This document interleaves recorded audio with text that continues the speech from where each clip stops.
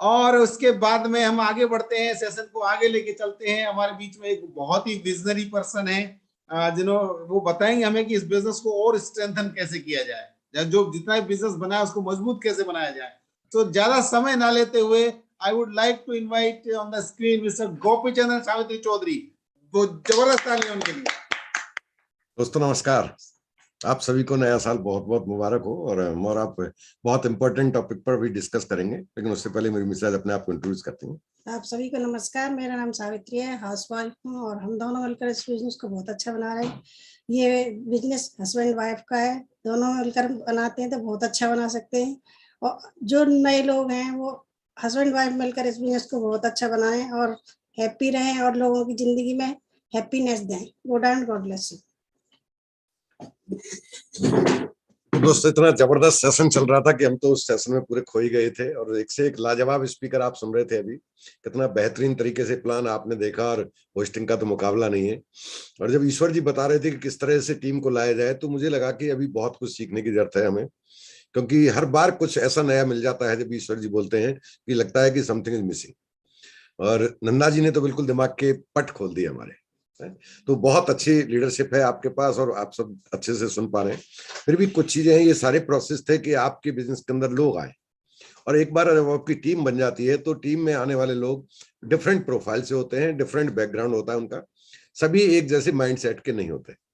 अब चूंकि उन टीम के द्वारा हमें बिजनेस के अंदर वॉल्यूम भी क्रिएट करना है, हमें अपनी अर्निंग्स भी क्रिएट करनी है, और साथ में उस टीम को संभाल के भी रखना है। और टीम के जो लोग हैं उनको एक बिजनेस माइंडसेट देना है, उनको इस तरह से डेवलप करना है कि वो एक एंटरप्रेन्योर के साइड में जाने लगे।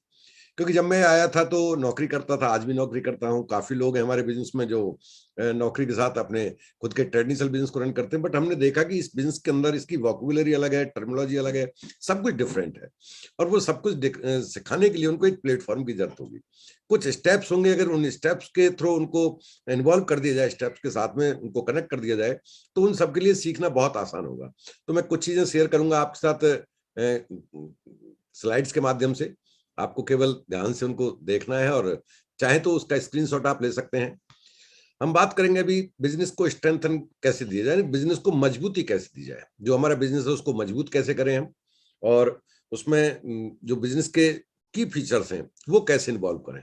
देखिए, आपने एक बहुत अच्छी सी टीम बनाई, जैसे ईश्वर जी ने बताया उस तरह से आपने अपलाइन से भी कनेक्ट किया, जिस तरह से अभी नंदा जी ने बताया था। लेकिन जब लोग आ गए हैं तो अब उनके साथ अगला स्टेप क्या होगा, उन्हें तो नहीं पता ना कुछ भी कि काम कैसे करना है, क्या करना है। उन्हें तो ऐसा लगेगा कि सीधा दौड़ना है, भागना है और कुछ लोगों को जोड़ना है।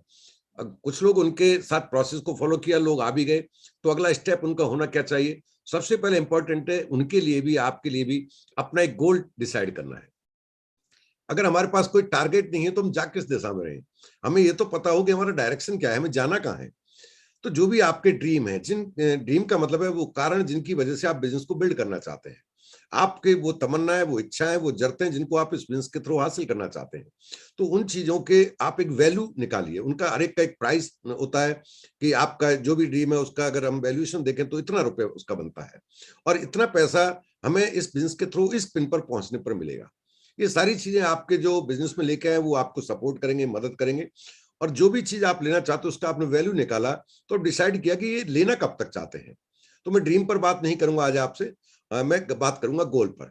तो जो भी आपने अपना ड्रीम है उसको गोल में कन्वर्ट करना है, यानी कि उसका आपको वैल्यू निकालना है, और उसका वैल्यू निकालने के साथ साथ आपको उसका फिक्स करना है कि ये कब तक हासिल करना चाहेंगे। अभी आपका 2022 स्टार्ट हुआ है, तो अच्छा हुआ आप 2022 के लिए गोल बनाए। ठीक है, 2022 आपका दिसंबर तक आप क्या क्या हासिल करना चाहेंगे। तो you should be very clear, आप बहुत स्पष्ट होने चाहिए कि आपको ये पता होना चाहिए कि 2022 में मुझे इस बिजनेस में कहां तक पहुंचना है। चाहे आप पिन को डिसाइड करें, वो आपका गोल हो सकता है। कितना रुपया आपको बनाना है वो आप डिसाइड करें, वो आपका गोल हो सकता है। ठीक, तो आप जो भी चाहते हैं इसके अंदर उसको 2022 में आपको डिसाइड कर लेना है। अगर ये क्लियर है तो 2022 आपका होगा, और आप हैप्पी रहेंगे आपके गोल को अचीव करने के बाद। बट 2022 के बारे में आपको क्लियर नहीं है तो ये 2022 भी ऐसे ही निकल जाएगा, ऐसे ही निकल के जाने वाला है। ठीक, ये शायद अब गोल्स को अचीव करने का एक सिंपल प्रोसेस बता रहा हूं। देखिए, लोगों को ये पता है कि जिंदगी में ये चाहिए वो चाहिए, बट उन्हें प्रोसेस नहीं पता होता, उन्हें नहीं समझाया जाता, नहीं सिखाया जाता कि सफलता को हासिल करने का कोई तरीका होता है। वो तरीका क्या है? सबसे पहले आप फर्स्ट ऑफ ऑल एक विजन बोर्ड बनाएं। विजन बोर्ड का मतलब एक बोर्ड होता है सिंपल, जो आपका मार्केट में मिल जाता है। अगर वो नहीं है तो एक आप पेपर ले सकते हैं, आप कोई भी कहीं भी एक जगह चुन सकते हैं, इवन आप अपनी डायरी को भी इस काम के लिए इस्तेमाल कर सकते हैं। विजन बोर्ड का मतलब एक ऐसी जगह जहां से आप देख सकें, हर दिन उसको देख सकें। तो उस विजन बोर्ड के ऊपर आपको गोल को अपने को लिखना है। गोल को लिखने के साथ साथ उसके ऊपर डेट डालनी है। डेट डालोगे तभी वो गोल में काउंट होगा। और उसके ऊपर फोटो लगाने हैं आपको। देखिए, हमारा जो दिमाग है ये तस्वीर के रूप में पहचानता है, ये शब्दों को नहीं पहचानता। शब्दों को भी एक्चुअल में ये पिक्चर के रूप में ट्रांसफर करता है। तो वहां पर आपको अपने जो भी गोल है उनके फोटो लगाने हैं। शुड बी वेरी क्लियर, ये कलरफुल, ये अच्छा हो, ये कलरफुल हो। अब आप सोच रहे होंगे कि मैं तो इस साल में दिसंबर तक जी प्लेटिनम जाना चाहता हूं, मैं कैसे वो बनाऊं, या मैं तो इससे 5 लाख रुपए लेना चाहता हूं। तो जो भी चीज है उसका फोटो आप क्रिएट कर सकते हैं, इसमें कोई बहुत बड़ी बात नहीं है, बट आपको उसका फोटो लगाना चाहिए। इवन आप किसी प्लेटफॉर्म को देखें, आप अपने अपलाइन के साथ एक फोटो खिंचवा सकते हैं, उसको ऐसा फील कर सकते हैं आपका प्लेटफॉर्म की जो पिन लगनी थी उसका फोटो है। तो वहां पर आपको फोटो लगाना है। और आपका जो भी गोल है उसको मोबाइल के वॉलपेपर पर आप लगाइए। जितनी बार आपका दिमाग उसको देखेगा उतना जल्दी वो आप अचीव कर पाएंगे। ये एक सिंपल से स्टेप्स हैं, बट ये एक ऐसे प्रोसेस से आप गुजरेंगे जिससे आपको सफलता मिलना लगभग एक तरह से तय हो जाएगा।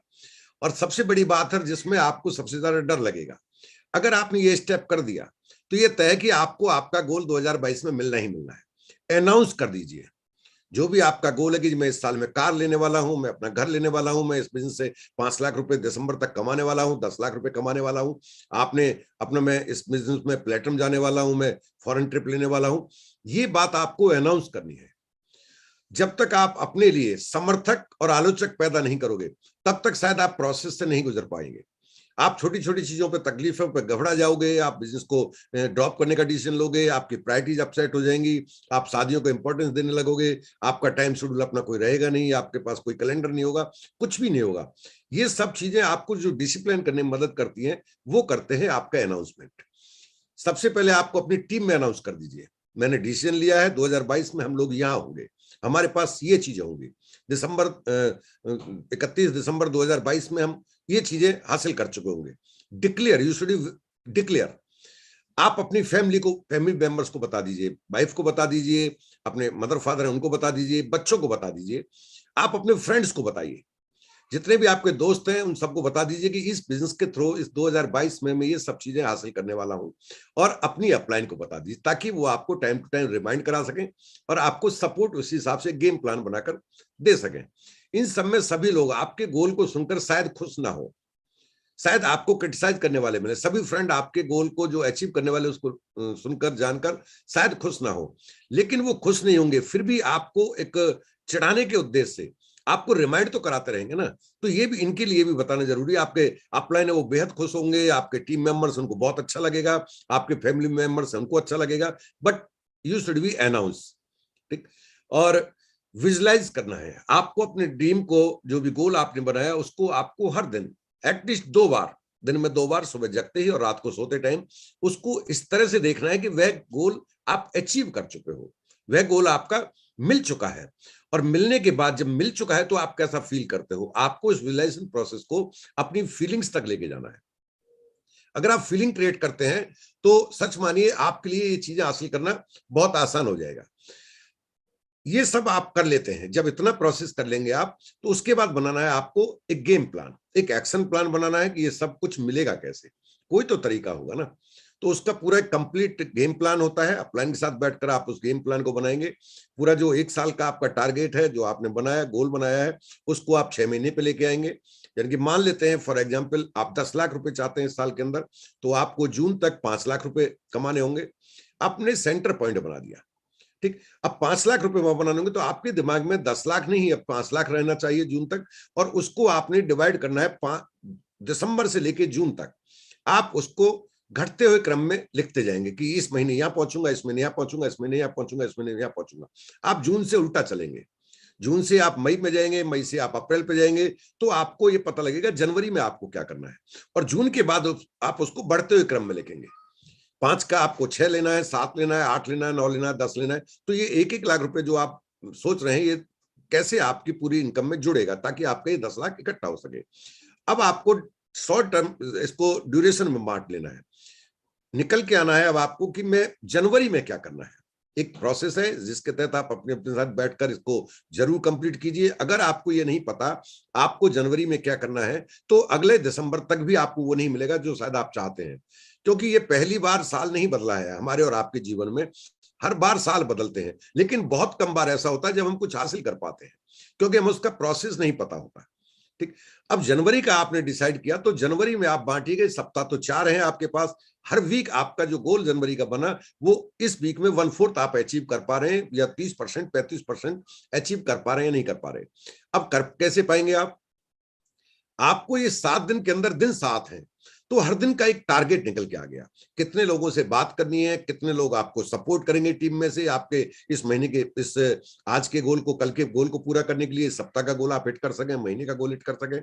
कितने लोगों को आपको प्रोडक्ट्स के बारे में डिस्कस करना होगा, क्या क्या काम है जो आपको करने होंगे।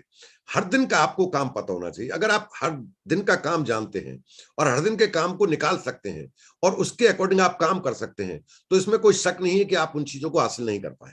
ठीक, अब आपको क्या करना, वर्क फॉर डेली टारगेट। आपको हर दिन के टारगेट आपका सामने होना चाहिए, और ये जो सामने टारगेट है आपका, इसके लिए एक ही प्रोसेस है। शाम को सोने से पहले कल क्या करना है ये आज डिसाइड करना होगा। देखिए, कल कभी नहीं आएगा। यदि आप आज को यूज करना जान गए, तो हर आने वाला कल आपका वर्तमान बन के आएगा आपके सामने।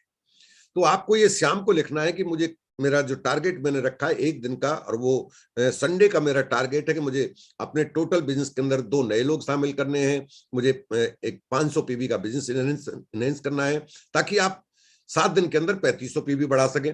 तो आपने शाम को ये करने के लिए कौन कौन आपको सपोर्ट करने, कितने लोगों से आप बात करोगे, कितने नए लोगों से बात करोगे, कौन ऐसे पुराने दोस्त हैं आपकी टीम में जो आपके साथ कंधे से कंधा मिलाकर काम कर रहे हैं, उनके साथ बात करोगे, कितने ऐसे नए लोग आ चुके थे पिछले महीने जिनको आप अपनी टीम का एक हिस्सा बना सकते हैं, उनके साथ आपको कनेक्ट होना है। वो सारे काम आप शाम को लिखोगे। अगर आपने आज शाम को लिखना सीखा, तो ये यकीन मानिए 2022 आपका होगा। और कल देखते हैं, कल हो जाएगा, कल कर लेंगे, कल पर टाल दिया, तो सच मानिए कल आपका कब निकल जाएगा, यूं ही वेस्ट हो जाएगा, आप इसका अंदाजा भी नहीं लगा सकते। रात को सोने से पहले हर दिन ये देखिए, जो आपने आज के लिए काम लिखे थे, वो काम आपने पूरे किए नहीं किए, उसको रिव्यू कीजिए। अगर नहीं कर पाए हैं तो क्यों नहीं कर पाए हैं, क्या कारण रहा, कोई चैलेंज आ गया था, या वास्तव में एक लापरवाही के शिकार थे, या आप सीरियस नहीं थे। यदि रिव्यू लिस्ट में आपने जो टू डू लिस्ट लिखी थी उसका 70% से नीचे आ रहा है, तो गो ऑन योर ड्रीम। अपने गोल को दोबारा चेक करो, अपने ड्रीम को दोबारा चेक करो। ये हमेशा 70% से ऊपर आना ही चाहिए। अगर ये, इसको रिव्यू का मतलब ये है कि जो आपने सोचा था, जो टारगेट डिसाइड किए थे, उसका कितना % आप कर पाए हैं। अगर ये 70 और 75 को क्रॉस कर रहे हैं, तो you are on right direction, आप सही दिशा में जा रहे हैं। और अब क्या करना है, आपको अपने दिमाग को ट्रेन करना होगा, क्योंकि जब तक दिमाग को ट्रेन नहीं किया, देखिए दिमाग की एक खासियत बता दूं, इस दिमाग, ये जन्मजात एक आलसी, हमने इसको प्रोग्राम इस तरह से किया है कि मिनिमम पर बिलीव करता है। इसको डिजाइन क्या किया है, एक्चुअल में ये तो परमात्मा के डिजाइन किया हुआ है, लेकिन हमने अपने आप को इस तरह से ट्रेंड कर लिया है इस ब्रेन को, कि ये ब्रेन हमें यूज कर रहा है, हमारे शरीर को, हमारी जरूरतों को, सबको ये यूज करने लगा है। इसको खिलाते हमें, हमारे शरीर में, हम इसका इस्तेमाल करते हैं, लेकिन ये हमारा इस्तेमाल कर रहा है। आज से आपको ये सीखना है कि इसको इस्तेमाल कैसे करें। यदि इसने आपको इस्तेमाल किया, तो ये आपको नौकर बना के छोड़ेगा, ये आपको कम पे जीने के लिए मजबूर कर देगा, ये आपको समझौतावादी बना देगा, ये आपको एक मजदूर बनाकर छोड़ेगा। अदरवाइज मत लीजिए मेरी बात को, बट रियलिटी यही है। लेकिन अगर आपने इसको यूज करना सीख लिया, तो इसकी मदद लेकर आप बादशाह बन जाएंगे, आप दुनिया की हाईएस्ट चीजें हासिल कर पाएंगे, जो चाहते वो सब आपको मिलेगा। अब इसको ट्रेंड कैसे करना है, आपने टू डू लिस्ट जो बनाई थी, उसमें जो काम लिखे थे, रात को जब रिव्यू कर रहे हैं, तो आप खाना तो हर दिन खाते हैं ना, जो भी चीज आपको पसंद है, सबसे अच्छा है कि आप खाने को ही ले लीजिए, क्योंकि बिना उसके आप चल नहीं सकते। आपको दिन भर दिमाग ही आपका इस बात पर रहता है, शाम को खाने में ये बनेगा, जाते हैं तब मिसेज को बोल के जाते हैं ये बनेगा। आपकी जीभ दिन भर जो वो स्वाद का आनंद लेती है ना, तो आपके दिमाग में हो रहा है शाम को क्या बनेगा। और खाने को एंजॉय भी करते हैं हम लोग, सेलिब्रेट करते हैं, सब एंजॉय करते हैं। उस खाने की थाली को सामने रखिएगा। अब सामने थाली है, थाली के साथ ही आपको रिव्यू लिस्ट को लिखना है। अगर वो रिव्यू लिस्ट आपकी 70% से नीचे गई है, तो अब आपको करना क्या है, इस दिमाग को मैसेज देना है। आप उस खाने को देख के बड़े ध्यान से देखिए और बोलिए, मुझे पता है तुम ऊर्जा हो, तुम एनर्जी हो, तुम्हारे से मेरा शरीर चलता है। जब तुम मेरे अंदर जाओगे तो मेरे अंदर ऊर्जा का प्रभाव होगा। तुम डिजर्व करते हो, तुम्हें ये चाहिए ही चाहिए, क्योंकि तुम इन्हें पसंद करते हो, इस खाने को पसंद करते हो। तुमने आज एक टास्क दिया गया था, एक छोटा सा टारगेट था जिसे तुम आसानी से कर सकते थे, तुम्हारे अंदर वो क्षमताएं थी। तुम्हें जो टास्क दिया जाता है उसे तुम पूरा कर लेते हो। तुम्हारे लिए कोई टास्क छोटा नहीं है, कितना भी बड़ा हो तुम्हें हमेशा छोटा नजर आता है, क्योंकि तुम्हें जो भी काम दिया जाता है उसे तुम 100% कंप्लीट करते हो। आज तुमको जो टास्क दिया गया था वो तुमने पूरा किया है, इसलिए ये तुम्हारा इनाम है। तुम्हें इसको एंजॉय करने का पूरा हक है। अब खाने को आप खाइए। ठीक, ये खाना अब आपके दिमाग को एक मैसेज जा रहा है, एक मैसेज जा रहा है कि ये खाना आपको एक पुरस्कार के रूप में मिला, एक इनाम है आपका। आपने जो किया है, ब्रेन को पता चल गया कि यदि मैं इसके हिसाब से जो टास्क दिया जाता है उसको हिट करता हूं तो मुझे ये मिलता है।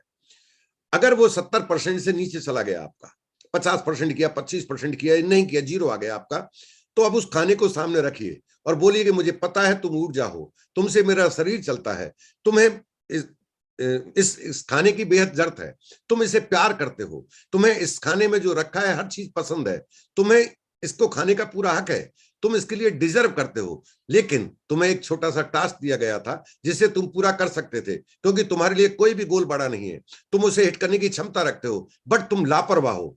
तुम्हें इसलिए आज ये खाना नहीं मिलेगा, तुम्हें सिर्फ यही पनिशमेंट मिलेगा। कल अगर टास्क पूरा करोगे, यकीन मानिए इससे बेहतर तुम्हें खाना मिलेगा, और उस थाली को अपने सामने से सरका दीजिए। अगर आपने उस दिन खाना नहीं खाया, यकीन मानिए 2 दिन और 3 दिन ज्यादा से ज्यादा, इससे ज्यादा नहीं लगेगा, ये दिमाग आपको हर वो काम करके देगा जो आप इससे करवाना चाहते हैं। इस तरह से अगर आप करोगे तो आप गोल हिट कर पाओगे, अदरवाइज तो यूं ही है, महीनों निकल जाएंगे, साल निकल जाएंगे। सचिन जी का मैं बहुत बड़ा फैन हूं, एक बार मैंने इनसे सुना था, सिर्फ एक कैलेंडर की तारीख ही तो बदली है, बाकी सब कुछ तो आप बदलोगे। तो उस तारीख पर मत जाइए, बदलना आपको ही है, वो टारगेट आपका है। आप अगर उस टारगेट को हिट करते हो, प्रोसेस को पूरा करते हो, तो वो टारगेट आपका कंप्लीट हो पाएगा। ठीक, अब चलते हैं नेक्स्ट कुछ चीजें जिनकी वजह से आपकी जो टीम आई है, जिनमें जो टीम में लोग आए हैं, उनको आप एक बिजनेस माइंडसेट दे सके। सबसे पहला क्या है कि वो जो लोग आए हैं वो एक छोटा सा भरोसा था उनके पास, यकीन मानिए आप पर उन्होंने बिलीव किया, इसलिए आ गए थे। एक होप जग गई थी जब आपने प्लान दिखाया, उन्हें लगा था ये इतनी चीजें बता रहे हैं, अगर इसका कुछ परसेंट भी आया तो बुराई क्या है। तो इसमें से उनको एक उम्मीद मिली, बट वो उम्मीद बहुत छोटी है, एक धागे की तरह है, उसे टूटने में देर नहीं लगती। कोई भी उस उम्मीद को उनकी को तोड़ डालेगा। अब वो जो उम्मीद है, उनकी होप है, उसको एक फेथ में कन्वर्ट करना है, उनका बिलीव बढ़ाना है। जैसे जैसे उनका बिलीव बढ़ता जाएगा वैसे वैसे उनका कॉन्फिडेंस बढ़ेगा, जैसे जैसे उनका कॉन्फिडेंस बढ़ेगा वैसे वैसे उनके एक्शन के अंदर एनर्जी बढ़ेगी, और जैसे जैसे एनर्जी लेवल बढ़ेगा उनका, वैसे वैसे उनका रिजल्ट बढ़ेगा। तो उस प्रोसेस में आपको गुजारने के लिए आपको सिंपल उनको डेवलप करना है, एक बिजनेस माइंडसेट देना है। ठीक, तो बिजनेस माइंडसेट देने के लिए क्या करेंगे आप उन्हें प्रमोट करेंगे किताब पढ़ने के लिए। आप इवन जब भी बिजनेस में आते हैं तो हम सबसे पहले उनका फेथ बढ़ाने के लिए मैजिक ऑफ थिंकिंग प्रमोट करते हैं, बड़ी सोच का बड़ा जादू प्रमोट करते हैं। प्रमोट कैसे करना है ये नंदा जी ने बहुत बेहतरीन तरीके से बताया। उनको आप एक किताब पढ़ने की हैबिट्स के बारे में बताएंगे कि कोई भी हार्ड एंड फास्ट नहीं होगा, कोई भी स्टेप, जैसा भी ईश्वर जी बता रहे थे, सभी स्टेप पर वो एक बार में नहीं आएगा, बट शायद इनमें से कुछ स्टेप को फॉलो करने लगे। जिस दिन वो इसके सभी स्टेप फॉलो करने लगेंगे उस दिन तो वो कंप्लीट बिजनेसमैन बन ही जाएंगे। लेकिन उसकी शुरुआत तो आज से करनी होगी ना। तो उनको बुक पढ़ने के बारे में आप इंकरेज करें, बुक का इंपॉर्टेंस बताएं, उनको बुक की हैबिट्स क्रिएट करवाएं, और उनको वीडियो देखने के लिए स्ट्रीम, जो अपने स्ट्रीम होते हैं, वीडियो देखते हैं यूट्यूब वगैरह पर, तो उसका एक लिंक कौन सा भेजना है, उसका इंपॉर्टेंस बताएं कि आपको कौन सा वीडियो देखना है। वीडियो में होगा क्या, वीडियो के अंदर बहुत सारे ऐसे सफल लोग हैं जिन्होंने बिजनेस को बहुत बड़ा किया है, उनकी अपनी रैलीज हैं, अपनी स्टोरी है, उनकी कहानी है, उनके अपने चैलेंज है उसके अंदर। जब उन चैलेंज को, उनकी कहानी को वो सुनेंगे तो वो किसी ना किसी कहानी से रिलेट करेंगे। प्रोसेस से रिलेटेड वीडियो है उनके। हमारे जो मीटिंग्स होती है उनके कलेक्शन किया हुआ कुछ वीडियोस है, वो चीज जब उनको देंगे तो धीरे धीरे धीरे धीरे आप देखेंगे उनके अंदर चेंज आते चले जाएंगे।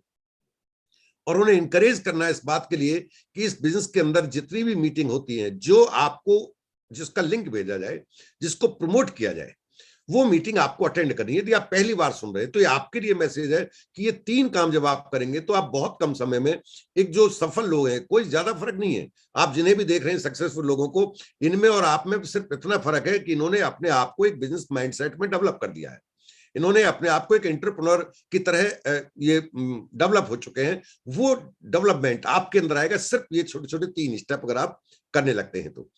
इसके अलावा फिर और क्या करना है आपको, आपको इसमें जो पैसा मिलेगा वो मिलेगा वॉल्यूम के आधार पर। तो आपको ये सीखना होगा कि वॉल्यूम क्रिएट कैसे किया जाए और इंक्रीज कैसे किया जाए। और ये 3 काम सिंपल से आपको ये बड़े आसानी से आपके वॉल्यूम को जो चाहो वो लेवल आप ले सकते हो। सबसे पहला काम क्या है, बी ऑनेस्ट। आपको खुद को अपने प्रोडक्ट यूज करने हैं। जो कॉर्पोरेशन आपको प्रोडक्ट प्रोवाइड कराता है, जिस कॉर्पोरेशन से आप पैसा लेना चाहते हो, एमबे कॉर्पोरेशन आपको पेमेंट देगा, तो उसके प्रति लॉयल तो रहना होगा ना। आपको पता कैसे लगेगा कि ये प्रोडक्ट किस तरह के हैं? आप किसी को प्रोडक्ट के बारे में कैसे बात कर पाओगे? नंदा जी ने बताया कि आपका वो फीलिंग कहां से आएगा? वो फीलिंग आपका जब आएगा जब आप प्रोडक्ट को खुद यूज करोगे। शुरुआत के दिनों में आपको प्रोडक्ट शायद महंगा लगे, शायद आपको कुछ भ्रांतियां जो पहले से कंफ्यूजन है वो लगे, लेकिन जैसे यूज करोगे तो आपकी क्लैरिटी बढ़ेगी। बहुत सारी प्रोडक्ट सेशंस होते हैं, एमबे कॉर्पोरेशन कुछ सेशंस करता है, आपको सेशंस अटेंड करने हैं, तो वहां से आप प्रोडक्ट की नॉलेज ले पाओगे। जैसे जैसे नॉलेज बढ़ेगी वैसे वैसे प्रोडक्ट आप यूज करते जाओगे। जैसे जैसे प्रोडक्ट यूज करोगे वैसे वैसे आपको इन प्रोडक्ट से प्यार होने लगेगा, और जब प्रोडक्ट से प्यार होने लगेगा तो फिर आपका एक प्रोडक्ट के प्रति एक अलग फेथ लेवल होगा, अलग बिलीफ सिस्टम होगा, और वो बिलीव आप ट्रांसफर करोगे तो आपके लिए अगले स्टेप्स करना बहुत आसान होगा। और करना है आपको अपने बिजनेस अपॉर्चुनिटी को लोगों के साथ बांटना है, लोगों को ये प्लान दिखाना है, आपका बिजनेस मॉडल क्या है, आपका बिजनेस मॉडल कैसे काम करता है, ये बिजनेस आपकी जिंदगी में क्या परिवर्तन ला सकता है। आपको बड़ा बिजनेस प्रोडक्ट सेल करने से बहुत बड़ा बिजनेस नहीं कर सकते आप टीम बनाकर एक बड़ा बिजनेस कर सकते हो, क्योंकि आपकी लिमिटेशन से आप पार्ट टाइम करेंगे, इसको पार्ट टाइम कर रहे हैं आप, आपके पास एक लिमिटेड टाइम है। अगर आप फुल टाइम भी करें तो भी आपके पास लिमिटेड टाइम ऑफ पीरियड है, लेकिन आपने आपके जैसे और लोग टीम में शामिल किए, 2 घंटे आप डाल रहे हैं, 2 घंटे आपके 10 दोस्त और डाल रहे हैं, तो आपको तो 22 घंटे काम हो गया। धीरे धीरे टीम आपकी 1000 लोगों की हो गई, तो सभी 2-2 घंटे डाल रहे हैं, तो आपके 2 घंटे और उनके मिलकर 2000 घंटे क्रॉस हो गए। तो वो जो वैल्यू है, जहां आपको टाइम को की वजह से टीम के अंदर मल्टीप्लिकेशन होता है, जहां आपको इसका एक रियल वर्थ क्रिएट होगा, वो होता है आपके टीम बनने से। और टीम बनाने का एक ही तरीका है, शेयर द अपॉर्चुनिटी। कितने प्लान दिखाने हैं, अभी आपने स्लाइड देखी, ईश्वर जी ने दिखाई थी। मैक्सिमम आपका अपना बिजनेस है, जितनी तेजी से आप बिल्ड करना चाहते हैं, जितना बड़ा आपका गोल डिसाइड किया है, उसी हिसाब से आपको मैक्सिमम प्लान दिखाने हैं, पर डे दिखाने हैं, ठीक। और क्या करना है, आपको अपने प्रोडक्ट को प्रमोट करना है। जब आप प्लान शेयर करेंगे तो सभी लोग आपके बिजनेस में शामिल नहीं होंगे, शायद उनके व्यक्तिगत चैलेंज होंगे, शायद उनके कुछ अभी डाउट्स होंगे, शायद वो उन्हें ऐसा लगता होगा कि मुझे और कुछ टाइम चाहिए। तो उनको अपने आप से कनेक्ट बनाए रखने के लिए, कनेक्शन आपका कब बना रहेगा कि कोई कारण तो होगा आपके पास उनसे हमेशा कम्युनिकेशन करने का, तो आप उन्हें अपने प्रोडक्ट्स के बारे में बात कर सकते हैं। बट ये प्रोडक्ट के बारे में बात कब करेंगे, जब आप अपने पास एक छोटा सा प्रोडक्ट का थोड़ा सा कुछ प्रोडक्ट्स के पीस, एक एक दो आइटम आप एक्स्ट्रा अपने घर पर रखेंगे। मान लेते हैं आपने 10 लोगों से बिजनेस की बात की, 10 में से शायद 3 लोगों ने अभी इंटरेस्ट शो किया कि आज ही स्टार्ट करना चाहते हैं, 2-3 लोगों ने ये कहा कि शायद सॉरी मैं अभी मैं इस पोजीशन में नहीं हूं कि आपकी बात को मैं डिटेल सुन सकूं, उन्होंने अपने आप को सॉरी कह के वो साइड में हो गए। बट 2-3 ऐसे हैं कि ठीक है आप कहते तो मैं थोड़ा डिसीजन लेता हूं, बट आपके प्रोडक्ट क्या है वो ट्राई करके देखना चाहेंगे, तो आप उन्हें प्रोडक्ट दे सकते हैं। या वो कहें कि मैं बिजनेस में इंटरेस्ट नहीं हूं, बट मैंने सुना है एमबे कॉर्पोरेशन के प्रोडक्ट बहुत लाजवाब होते हैं, शायद वो किसी फूड सप्लीमेंट में इंटरेस्ट दिखाएं, शायद वो किसी पर्सनल केयर कैटेगरी में इंटरेस्ट दिखाएं, शायद वो कॉस्मेटिक में इंटरेस्ट दिखाएं, डजंट मैटर, कोई फर्क नहीं पड़ता, उनको पूरा राइट है, वो किसी में इंटरेस्ट दिखा सकते हैं। तो उन्हें आप अपना प्रोडक्ट शेयर करें, उनके साथ जैसे प्रोडक्ट शेयर करेंगे, अपना प्रोडक्ट प्रमोट करेंगे, तो प्रोडक्ट की डिमांड करेंगे तो यहां से आपका इंडिविजुअल वॉल्यूम इंक्रीज होगा। आपको इंडिविजुअल कितना वॉल्यूम करना चाहिए ये डिपेंड करेगा आप बिजनेस को कितना सीरियसली कर रहे हैं। बट एक रफली मैं आपको एक आइडिया दे देता हूं, आपको महीने के पहले वीक के अंदर 100 पीवी कर लेना चाहिए, और पहला वीक भी नहीं। सच बात तो है कि आपको हर महीने की 1 तारीख को 100 पीवी कर लेना चाहिए, लेकिन किसी कारण से आपको लगता है 1 को नहीं कर सकता, तो आपको 5 से पहले 100 पीवी कर लेना चाहिए। अब दिमाग में आ रहा होगा 100 पॉइंट का बिजनेस कैसे किया जाए, बहुत आसान है। आप आराम से बैठिए, अपने परिवार के अंदर अपनी वाइफ से पूछिए कि हमारा क्या क्या प्रोडक्ट खत्म होने वाला है। हो सकता है आपका 2-in-1 खत्म होने वाला हो सकता है आपका एसिड खत्म होने वाला हो सकता है आपका डिस्टॉप खत्म होने वाला हो सकता है आपका प्रोटीन पाउडर खत्म होने वाला हो सकता है बच्चों का कोई आइटम आपका इस महीने 15 तारीख तक खत्म होने वाला हो सकता है आपका न्यूट्राइट डेली मल्टीविटामिन जो आपने ली थी बड़ा पैक वो इस महीने खत्म होने वाला हो। तो एक आइडिया आ गया आपको, वो सब लिख लीजिए कि ये जरूरत मेरी घर की है, ये मुझे सामान लेना ही लेना है, वो आपने लिख लिया। ये जो सामान आपका बैठा इसको -100 पीवी से कम कर दीजिए। मान लेते हैं आपका सामान था 40 पीवी का, सिर्फ कि आपको 40 पीवी का सामान आपके घर के लिए रिक्वायरमेंट निकल के आई आपकी, तो 60 पीवी बचा। तो 60 पीवी में जो आपके कस्टमर आप पहले से आप उनको सर्विस प्रोवाइड कर रहे थे उनका अपना एक रिकॉर्ड रखिए और उनके रिकॉर्ड के हिसाब से उनको कांटेक्ट कीजिए, उनको फोन कीजिए और सिंपल सबको एक ही लाइन बोलते चले जाइए, शर्मा जी, वर्मा जी, गुप्ता जी। और मैं एक्चुअल में अपना खुद का प्रोडक्ट ऑर्डर कर रहा था अभी कॉर्पोरेशन को, तो मेरे दिमाग में आया पिछली बार आपने साबुन लिया था वो शायद खत्म होने वाला होगा, तो क्यों ना मैं आपका भी एक ऑर्डर इसमें डाल देता हूं। वो कहे हाँ आपने याद भी खूब दिला दिया, ठीक है ना। वो कह सकता है आपने हमारा मल्टीविटामिन, आप बच्चे के लिए एक चॉकलेट ड्रिंक आपका चल रहा था और बच्चे का उससे बड़ा अच्छा आप बता रहे थे उससे ग्रोथ आ रहा है बच्चे को, तो मैं अपना ऑर्डर कर रहा था तो मेरे दिमाग में आपका नाम आया कि आपका भी चॉकलेट ड्रिंक खत्म होने वाला होगा, आप कहें तो आपका भी ऑर्डर डाल दूं। तो आप देखेंगे आपको वो ऑर्डर मिलने लगेंगे वहां से, ठीक। तो वो 60 पीवी का ऑर्डर आपको वहां से लेना है जितने भी कस्टमर है। तो इस तरह से आपका 100 पीवी का हुआ, वो आपने डाल दिया।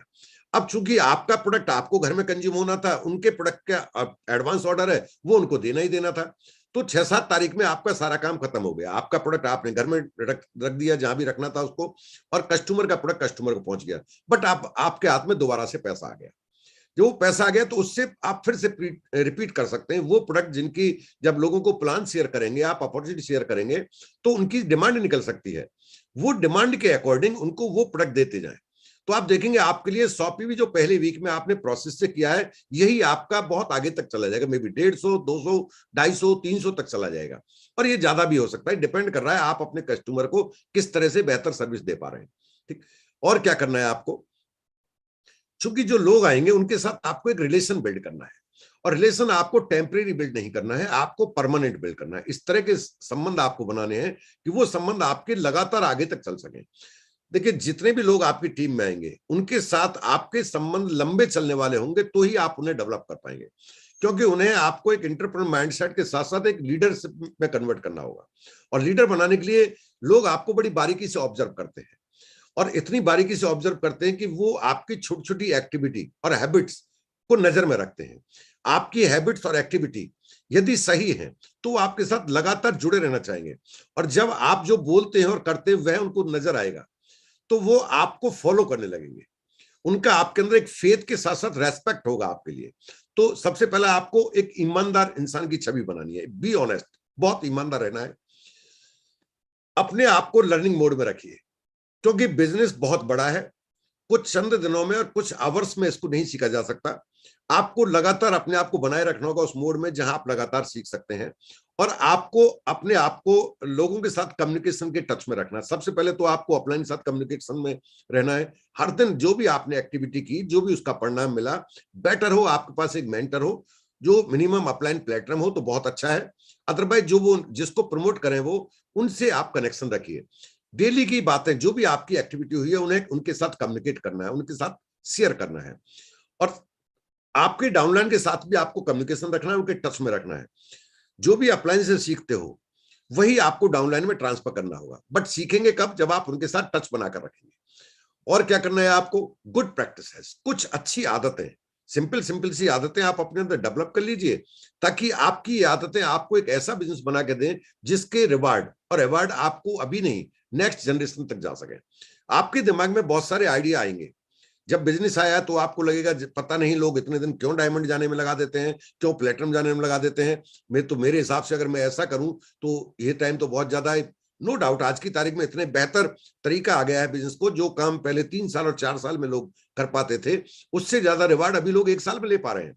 लेकिन आपके दिमाग में इससे भी फास्ट आइडिया आ सकता है, मे बी वो बेटर हो सकता है। मैं ये नहीं कह रहा कि आपके पास आइडिया बेटर नहीं होंगे, लेकिन कहीं ऐसा ना हो कि वो आइडिया इंप्लीमेंट करते ही आप कंपनी के कोड ऑफ कंडक्ट का वायलेंस कर रहे हो, आपको पता भी ना चल रहा हो, या कोई किसी और तरीके से आपको बिजनेस में नुकसान हो सकता हो, वो नुकसान कर सकते हो, तो उनको इंप्लीमेंट करने से पहले एक बार आपके पास जो मेंटर है उनसे चेक कर लीजिए। और चूंकि लोगों का व्यापार है इसलिए कभी भी लोगों के ईगो को हर्ट मत कीजिए। फैमिली बिजनेस है इसलिए उनके साथ कोई इस तरह की एक्टिविटी ना हो कि वो अपने परिवार में आपकी एंट्री बैन करें या उनको अच्छा ना लगे। और पैसा सबका अपना अपना, अगर उनका पैसा, उनके पैसे की वैल्यू आप उतनी ही दोगे जितने अपने पैसे को तवज्जो देते हैं। और इसका सिंपल तरीका है, ना पैसा लेना है ना पैसा देना है। मेरे अपलाइन मेंटर विनोद जी हमेशा बोलते हैं, पैसा अच्छे अच्छे संबंधों को खराब करने में महारत रखता है। अगर ये छोटे से स्टेप्स को आप फॉलो कर लेते हैं तो नो डाउट आप एक अच्छा बिजनेस ही नहीं बनाएंगे, एक अच्छे इंसान में भी अपने आप को अच्छा इंसान के रूप में भी देख पाओगे। और कोई भी ऐसी बात जो किसी के मनोबल को गिराती हो, किसी को एक तरह से हर्ट कर देती हो, या किसी को ऐसा लगता हो उसकी जो होप है उसको घटा देती हो, वो कभी भी डिस्कस ना करें। खासतौर से जिनसे जो आपकी टीम का पार्ट नहीं है, उनसे तो आपको कम्युनिकेशन करने का कोई राइट ही नहीं बनता है। करें तो पॉजिटिव कम्युनिकेट करें, और जो भी कम्युनिकेट, जो आपकी टीम के पार्ट नहीं है उनसे कम्युनिकेट करते हैं, तो वह बात आपकी अपलाइन की नोटिस में होनी चाहिए, आपके मेंटर की नोटिस में होनी चाहिए। अपनी डाउनलाइन से भी जब आप कम्युनिकेशन करें तो कोई ऐसी बात जोश में या खुशी में ना बोलें जिससे उनकी होप टूट जाती हो। ये सिंपल से स्टेप अगर आप फॉलो कर लेते हैं तो इसमें तो कोई शक ही नहीं है कि बहुत कम समय में बहुत बड़ा बिजनेस आप बना सकते हैं। बहुत प्यारा बिजनेस है, 2022 आपका है। ये 2022 को आपको अच्छे से सेलिब्रेट करना है और आपके जो गोल बनाया है उसको हिट करना है, ब्रेन का इस्तेमाल करना है। ये ब्रेन आपका गुलाम है, इसका गुलाम नहीं बनना है। Thank you very much, God bless you and good am back to host. वाह, super, thank you so much Gopi ji, और गोपी जी के लिए बहुत जबरदस्त तालियां। वो एक ओरिएंट फैन का एड आया करता था बहुत पहले, एक से बढ़कर एक, चुनने के लिए अनेक। तो we are proud of this leadership. And अभी हमारे पास समय बहुत कम है और हम जल्दी से बुलाएंगे हमारे नेक्स्ट विजनरी कपल को, जो हमें बताएंगे क्या इस बिजनेस का विजन है और क्या लेटेस्ट अपडेट्स हैं। So please welcome founder Emerald mister Sachin and Alka Sharma.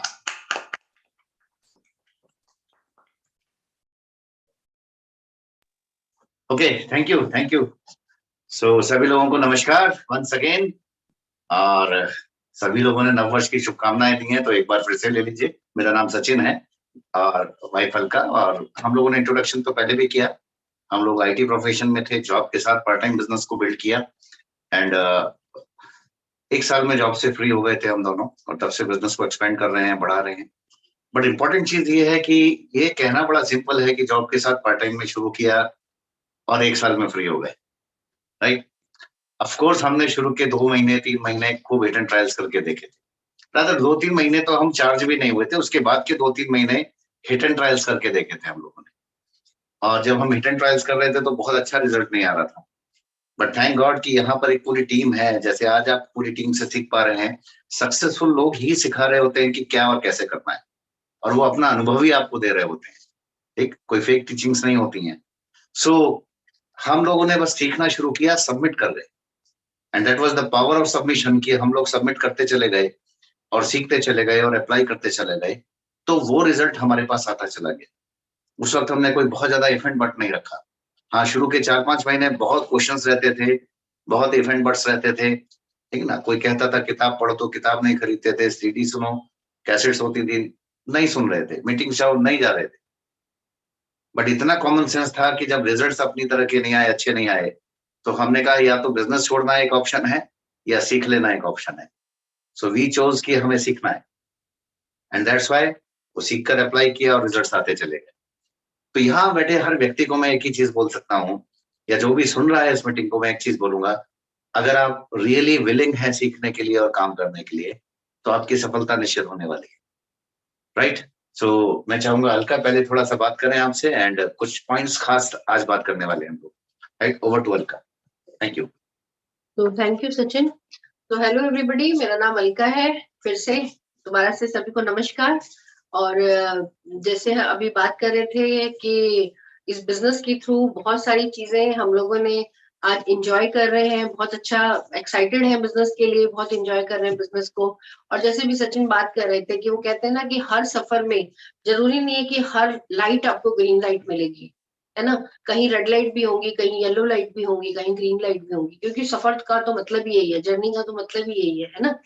तो उन सब चीजों को एंजॉय करते करते आज हम यहाँ तक पहुंचे हैं, और आप लोगों को एक होप दे सकते हैं, एक विजन दे सकते हैं कि इस बिजनेस के थ्रू ये सारी चीजें ली जा सकती हैं जो आपने प्लान में देखी हैं, राइट।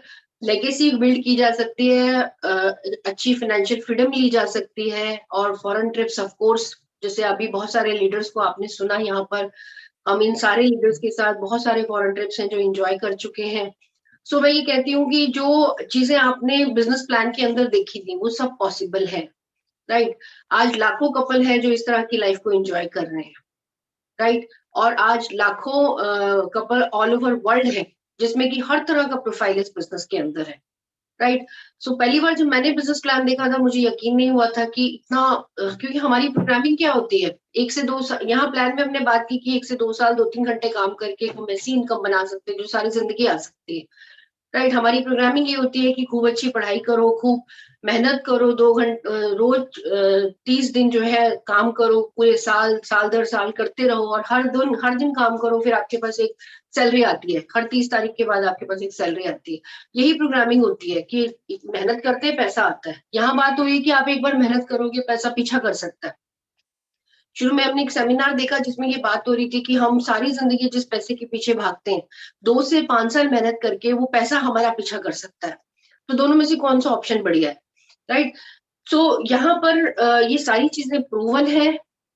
हमने इस बिजनेस के थ्रू अगर बात करें तो सब तरह के लोगों को देखा है, ऐसे लोगों को भी देखा है जो आज अपने चार्टर्ड प्लेन से इस बिजनेस के थ्रू एंजॉय कर रहे हैं, right. We saw the people जिन्होंने बहुत बढ़िया घर बनाए हैं, 5 स्टार लग्जरीज वाले घर हैं, उनके बड़े घर हैं, 1 नहीं 2 नहीं 10 12 15 घर हैं। तो लाइफस्टाइल की कोई लिमिट नहीं है, जितना बड़ा आप सोच सकते हो उतना बड़ा आप बना सकते हो, राइट। इंपॉर्टेंट ये है कि आप कितना बड़ा सोचते हो, आपका ड्रीम कितना बड़ा है, राइट। अगर हम अपनी बात करें तो मैं अगर बात करूं कि मैंने अपनी लाइफ में जो भी चीजें बढ़िया देखी है वो सब बिकॉज ऑफ दिस बिजनेस ही देखी। पहली बार अगर प्लेन में बैठे, किसी बिजनेस के थ्रू बैठे, 5 स्टार होटल में गए, वहां रहे, एंजॉय किया, पहली बार इस बिजनेस के थ्रू गए, राइट। उसके बाद फॉरेन ट्रिप्स लिए तो इस बिजनेस के थ्रू लिए।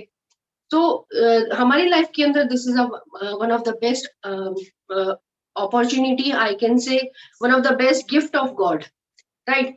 ये विजन है हमारे पास कि इस बिजनेस के थ्रू बड़े से बड़े ड्रीम पूरे किए जा सकते हैं, राइट। तो अब टाइम आ गया है, नया साल है, आप अपने ड्रीम्स की लिस्ट बनाइए, अपने ड्रीम्स को आइडेंटिफाई करिए, उस पर टिके रहिए, ड्रीम्स को पकड़ के रखिए, तो डेफिनेटली ये ड्रीम पूरे होने वाले हैं, राइट। आगे सचिन आ रहे हैं बात करने के लिए, मैं इनवाइट करूंगी आप सब लोगों के great leader Sachin ji. Thank you and thank you so much. Thank you Alka, thanks a lot. And once again थोड़ा सा बात करते हैं, कुछ खास पॉइंट्स की बातें भी आज करने वाले हैं।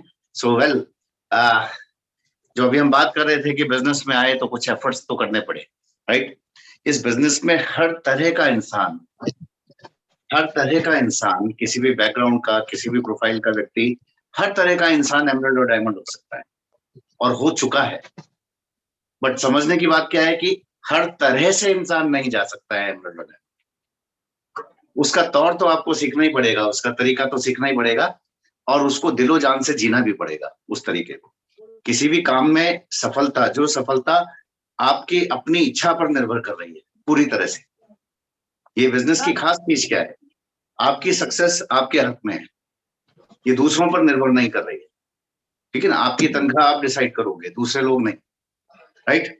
और आप उसके हिसाब से प्लानिंग कर सकते हो, आप उसके हिसाब से उसको जी सकते हो, राइट। सो इंपॉर्टेंट चीज ये है कि जो तरीका है बिजनेस को बिल्ड करने का, उसको दिलो जान से अपनाना होगा, कम से कम 2 साल 3 साल, अनटिल अनलेस आप उस सक्सेस को पाना ले। तो कुछ खास चीजें इंपॉर्टेंट हैं। एक बड़ा विजन लेना होता है। विजन का मतलब क्या है, आप अपनी सफलता, किस तरह की सफलता को पाने जा रहे हैं, किन चीजों की आपको लगता है कि जरूरत है आपकी जिंदगी में, जो अभी गोपी जी ने बात की है ड्रीम्स के बारे में, ठीक। सो उन ड्रीम्स का होना एक इंपॉर्टेंट चीज है। बट उन सपनों से जब आप रास्ते को और अपने आप को कनेक्ट कर लेते हो, उस कनेक्शन का बिल्ड होना वो आपको विजन देता है आपकी सफलता का। बिजनेस लोगों को कितना बड़ा सफल बना देता है वो आपको भरोसा देता है। तो जब आप सीरीज सुनते हैं, जब आप बहुत सारे लोगों की सफलता देखते हैं, अलग अलग बैकग्राउंड के लोगों की सफलता को देखते हैं, तो आपका एक विजन बड़ा होता है। हम हमेशा बोलते हैं कि जब बिजनेस में आप आए हैं या किसी को लाए हैं, तो हमेशा अपनी टीम के कनेक्शन में लेकर आइए। ठीक, थोड़ा सा पीछे के टाइम में जाएं तो क्या था कि किसी को भी आप स्पॉन्सर करके क्या करते थे, किसी ओपन मीटिंग में लेके जाते थे, वहां लीडर से मिलवाते थे। वहां भी जो लोग ओपन मीटिंग में ले जाके और चुपचाप लेकर आ जाते थे ना और मिलवाते नहीं लोगों से, तो उन लोगों का विजन ज्यादा बड़ा नहीं हो पाता था। लेकिन फिर भी वो एक माहौल, एक ओरा को देख लेते थे, राइट। और उस काम को आपको रिपीटेडली करना होता था। मीटिंग में लेकर जा रहे हैं, सेमिनार्स में लेकर जा रहे हैं, उस ओरा में उनको बिठा रहे हैं, तो एक पिक्चर क्रिएट हो जाती थी दिमाग में उस सफलता की, लोगों की स्टोरीज वो सुन पा रहे होते थे। वही चीज आज भी सही है। जब आप कुछ स्ट्रीमिंग, कुछ सीडीज को उनको प्रमोट करते हैं, वो रिपीटेडली उनको सुन रहे होते हैं। और उससे भी ज्यादा इंपॉर्टेंट क्या है कि जो आपके अपलाइन लीडर्स हैं या आप हैं जिन्होंने मीटिंग, सेमिनार्स और लोगों की सफलता को खूब देखा है, जिसको भरोसा है, जिसको ये पता है कि ये बिजनेस किस तरह के रिवार्ड्स दे देता है, जब आप उन्हीं लोगों से मिलवाते हैं तो वो भरोसा ट्रांसफर होता है, राइट। तो बिजनेस क्या दे सकता है, उसका विजन ट्रांसफर होना एक इंपॉर्टेंट चीज है, ठीक है ना। कितने लोग यहाँ पर दिल से ये भरोसा कर पाते हैं कि इस बिजनेस के जरिए उनके पास लाखों रुपए की इनकम आने लगेगी। हमें शुरू में नहीं हो रहा था, जब प्लान देखा तो बात समझ अच्छा तो लग रहा था, लग तो रहा था कि आ जाए तो बहुत बढ़िया होगा, लेकिन दिल को भरोसा नहीं होता था। देन व्हाट, फिर हम लोगों ने अपने आसपास कुछ लोगों को ग्रो होते देखा और देखा कि उनकी कुछ इनकम्स बढ़ रही हैं। बिजनेस हमसे नहीं हो पा रहा था, हिट एंड ट्रायल्स कर रहे थे, बट कुछ लोगों के लेवल्स बदलते हुए दिखने लगे थे और उन लोगों को बातें करते भी सुन पाते थे। तो जब बात कर रहे होते थे कि किसी को प्लान दिखाया, उसका क्या क्वेश्चन आया, क्या आंसर कर दिया, तो हमें लग रहा था ये तो प्रैक्टिकली पॉसिबल है।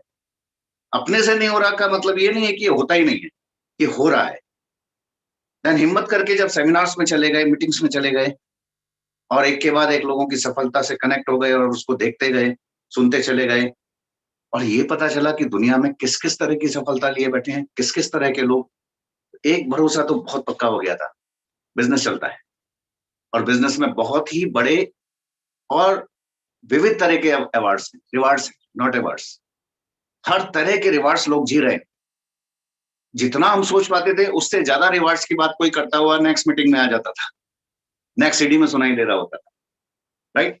तो ये तो भरोसा हो गया था कि बिजनेस कितने ही लोगों को लगातार सफल बनाता चला गया है, तो सफलता तो बड़ी है, छोटी नहीं है, ठीक। लोगों को जब हाई प्रोफाइल लोगों को हमने सुना कि वो अपनी जॉब से फ्री हो गए, अपने कामों से फ्री हो गए, तो एक भरोसा हो गया कि इससे ज्यादा इनकम्स लेकर फ्री होंगे अगर चॉइस से हुए हैं तो अपनी भी आ जाएगी। बट अपनी आ जाएगी का भरोसा किस चीज से बनता था? अपने आसपास के माहौल में किसी की सफलता होते हुए देखकर, खुद एक्शन करने से आने वाले रिजल्ट्स को देखकर, राइट। तो हर चीज इंपॉर्टेंट है, हर तरह का माहौल इंपॉर्टेंट है। इसलिए मैं बोलता हूं कि किसी के भी विजन को आप बड़ा बनाते जाइए और टीम के कनेक्शन में लगातार रखते जाइए। आज की डेट में खासतौर से डिजिटल पे ये बहुत ही इंपॉर्टेंट है, क्योंकि डिजिटल पर आप वो ओरा तो नहीं दिखा पाएंगे, आप सीडीज तो सुना देंगे, विजुअल दिखा देंगे, पर वो देखे हुए विजुअल से उसके आसपास का ओरा वो नहीं समझ पाता। लेकिन आपके अपलाइन से जब मिलता है, टीम से मिलता है, लीडर्स जिनके पास विजन है, एनर्जी है, वो जब बात करते हैं तो वो भरोसा ट्रांसफर होता है, राइट। और सबसे इंपॉर्टेंट चीज क्या होती है, एक कनेक्ट बन पाना। क्या खुद आप अपनी बड़ी सफलता का, लोग कहते हैं जी मैं बहुत टाइम हो गया जुड़ा हुआ हूं, काम किए जा रहा हूं, नहीं हो रहा। जस्ट एनालाइज वन थिंग, जिस सफलता को आप पाना चाह रहे हो उस पर भरोसा कर पा रहे हो कि इस बिजनेस से मिल पाएगी, राइट। डू यू बिलीव कि जब आप लोगों से बात करेंगे तो लोग आपके साथ आते चले जाएंगे? कभी आपने क्रिएट की है वो पिक्चर कि मेरे सिल्वर होने पर मेरी टीम कितनी बड़ी होगी? क्या दिमाग में वो सोचा है आपने? नहीं सर, पहले 9% तो कर लें फिर सोचेंगे। Start creating the picture of your silver, platinum, membership, कि कैसी टीम होगी, किस तरह के लोग होंगे। देखो बहुत सारे लीडर्स की तरफ और देखो कि क्या इस तरह के लीडर्स को मैं होल्ड कर सकता हूं, तो आप उन जरूरी चेंजेस को लेकर आएंगे जो चाहिए, ठीक है ना। ये मैं क्या बोल रहा हूँ, इसका मतलब क्या है? इसका मतलब ये है कि दो तरह से आप खेल सकते हैं। लोग प्रैक्टिस करते हैं, बहुत सारे लोग क्रिकेट की, फुटबॉल की, स्पोर्ट्स की प्रैक्टिस करते हैं। हम लोग स्पोर्ट्स में थे, तो मैंने देखा था बहुत सारे लोगों के पास स्किल्स बहुत अच्छी होती थी, ऑलरेडी थी, नेचुरल स्किल्स बहुत थी।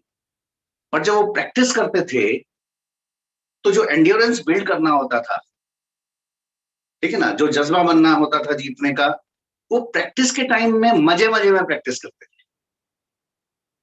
और जब हम फाइनल मैच खेलने के लिए चलते थे, किसी टूर्नामेंट को खेलने के लिए चलते थे, तो वो सीरियस होते थे उसको जीतने के लिए, राइट। तो अगर आप प्रैक्टिस मजे मजे में कर रहे हो तो सीरियसली आप मैच को जीत नहीं पाएंगे, आपकी हार निश्चित है ऑलमोस्ट, जब तक कि आपके सामने वो टीम ना आ जाए जो आपसे भी ज्यादा मजे में प्रैक्टिस कर रही थी, ठीक है ना, या ऊपर वाले की विशेष कृपा उस दिन आप पर ना हो, तो आपकी हार निश्चित है, राइट। तो आप भगवान भरोसे ही जा रहे हो।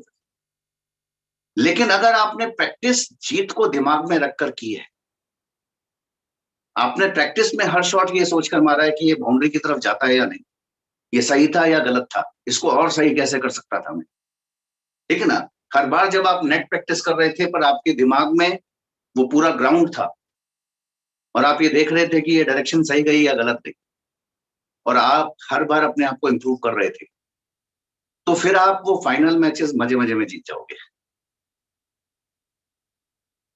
वही चीज जब आप सिखाने के लिए सीखोगे ना, ये मैंने बहुत पहले सीख लिया था, राइट। राकेश जी के इंस्टीट्यूट पर जब हम जॉब करते थे तो एक बार सिचुएशन ऐसी बनी कि सिखाना था C++ एक लैंग्वेज थी। ऑफ कोर्स हम पढ़ रहे थे, ए लेवल जो है हमारा कंप्यूटर्स का था, उसके अंदर वो होता था, लेकिन उसको उतना स्टडी नहीं किया था। बट जब सिखाने की बात आई तो मैं एवरीडे उसको पढ़ता था और अगले दिन वो प्रोग्राम्स उनको खुद चेक किए बिना भी वो प्रोग्राम्स उनको पढ़ा देता था, और इससे पहले कि वो मुझसे क्वेश्चंस पूछे वो प्रोग्राम्स में चेक कर चुका होता था। And it took very less time, उस लैंग्वेज को, कंप्यूटर लैंग्वेज को सीखने में मुझे सबसे कम टाइम लगा, क्योंकि मैं हर रोज सिखाने के लिए सीख रहा था। एंड मुझे वहां से ये सीखने को, जब भी आप सिखाने के लिए सीखने बैठोगे आप सीखोगे बहुत जल्दी, राइट। तो वही हमने यहाँ किया। जब मीटिंग्स में गए, सेमिनार में गए, हमेशा डायरी पेन ओपन था, हमेशा दिमाग ओपन था, और हम ये सोच रहे थे कि कल किसी को क्या और कैसे बताना है।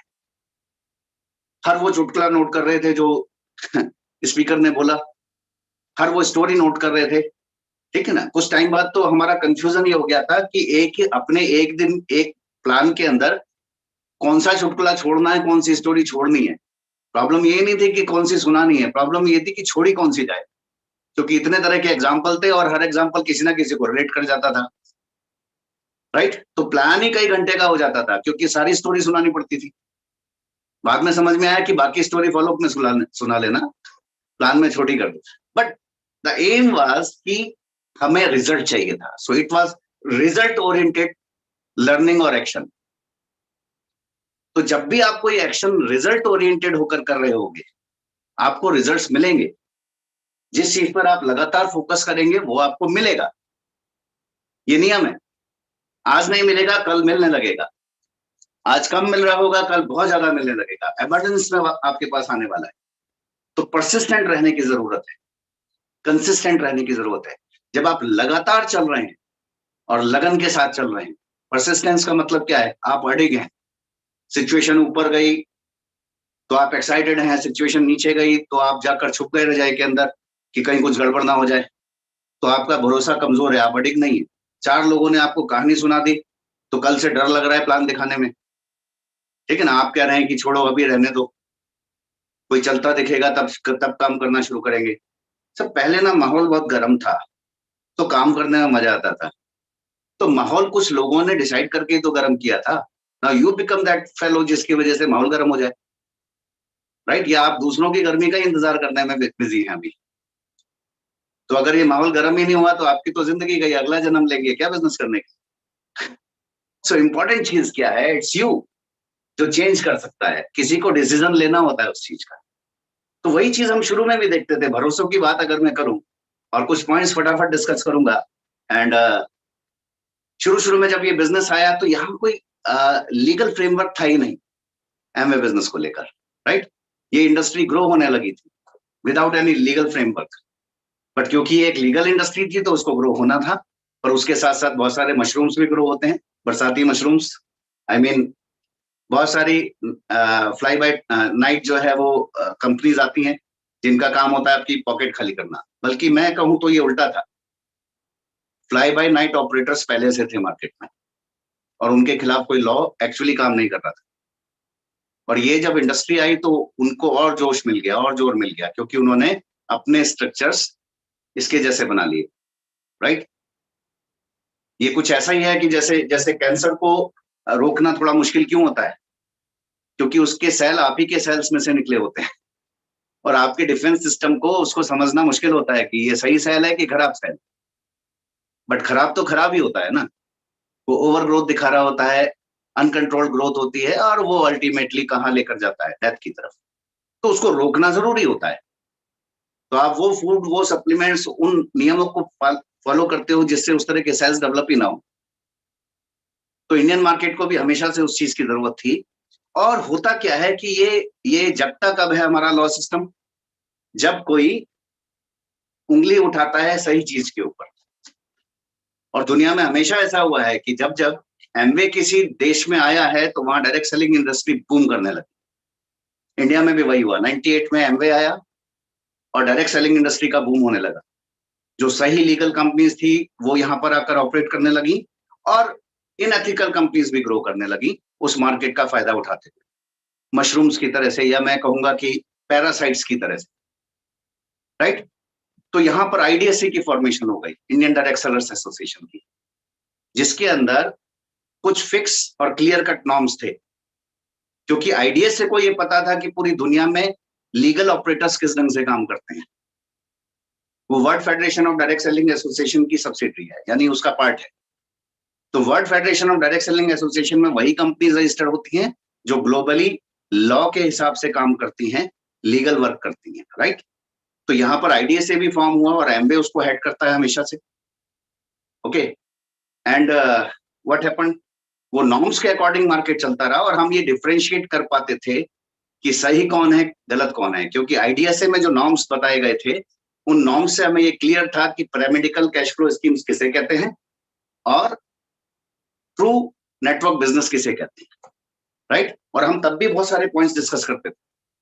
देन वही पॉइंट्स इंक्लूड हो गए गाइडलाइंस के अंदर 2016, क्योंकि 2006 में इस पूरी इंडस्ट्री के ऊपर क्वेश्चन मार्क लगाया गया कि ये सही है कि गलत है, और वहां पर एक डिफरेंशिएशन लॉ के अंदर स्टार्ट हुआ। गवर्नमेंट ने, लॉ ने ये समझना शुरू किया कि एक्चुअली डायरेक्ट सेलिंग इंडस्ट्री में सही प्लेयर, सही बिजनेस किसे कहते हैं।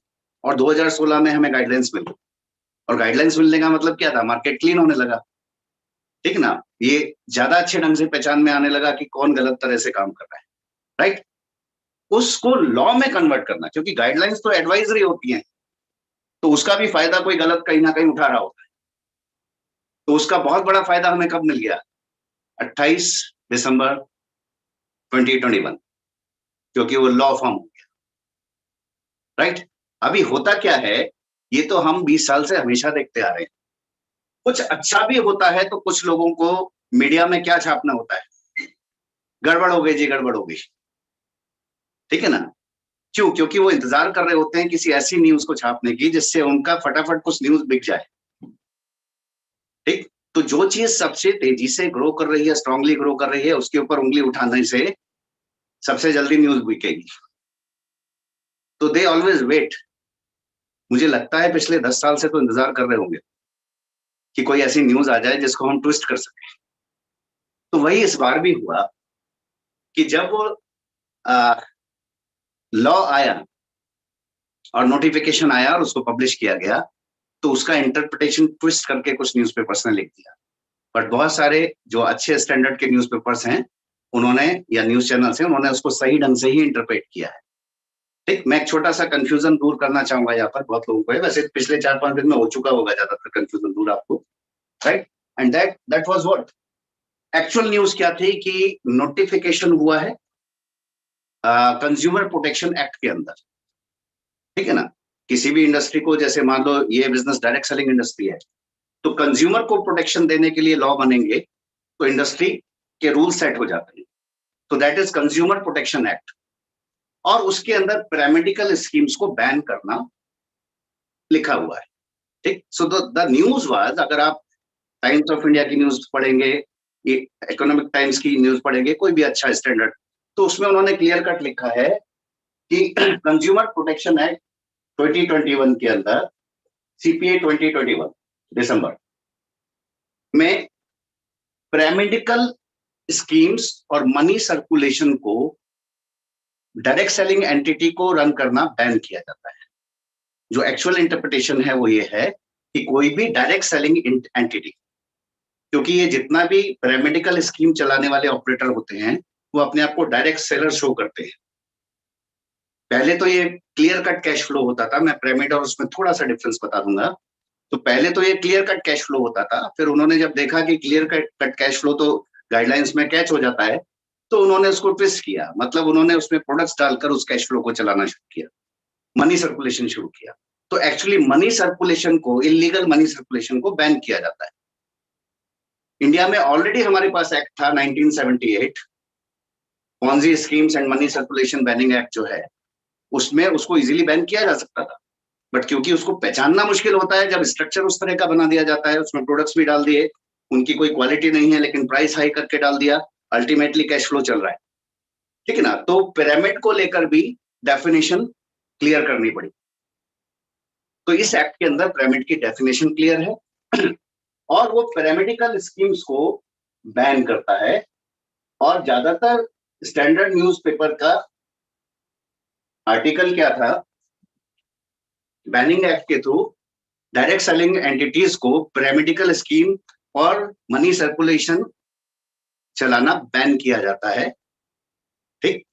और डायरेक्ट सेलिंग के अंदर जो की रोल प्लेयर्स हैं वो कंपनीज हैं, Tupperware, Amway and so on, जो भी नाम लिखे।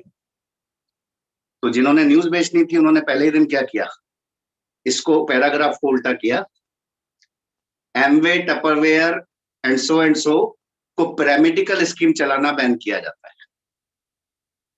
राइट। ये ऐसा है कि जिंजर टी नाम का एक रेस्टोरेंट जो चाय बेचता था वो 24 घंटे खुलता था, तो व्यापारी एसोसिएशन ने ये बोला कि 10 बजे के बाद मार्केट बंद रखा जाएगा, तो जिंजर टी स्टॉल भी बंद रखा जाएगा। तो अगले दिन न्यूज थी कि जिंजर टी का अब आगे से जिंजर नहीं डलेगा क्योंकि बंदर खा जाएगा 10 बजे के बाद। No, it is that type of twist. कुछ लोग तो बाद में सोचते रहे कि मैंने क्या कहा तो बंद रखा जाएगा को आप बंदर खा जाएगा भी कह सकते हैं, और वही कहा गया।